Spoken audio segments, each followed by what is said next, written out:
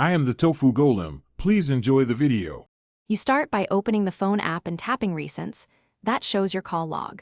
Once there, tap the three-dot menu or more to reach Settings. This is where you control deletion, filters, and display. Make sure you grant phone and contacts permissions when requested, because without them you cannot edit or export entries. While you're in Settings, glance at call history options to choose display order versus grouping. That choice simplifies the next steps and saves time. Now you edit individual entries or clear many at once. Long press any call to see delete, details, or block. Tap details to change contact associations, then save changes.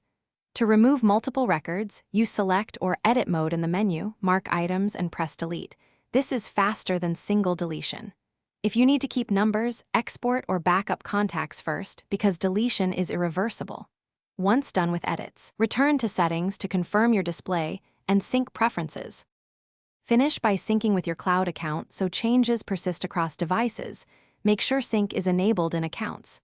If edits don't show immediately, force close the phone app and reopen it, or reboot the phone that refreshes the database. For persistent problems, clear the phone app cache, check for system updates, and retry. If calls still reappear, verify permission and account settings. If needed, restore from a recent backup. One tip: always export important numbers before major deletions. Thanks for watching.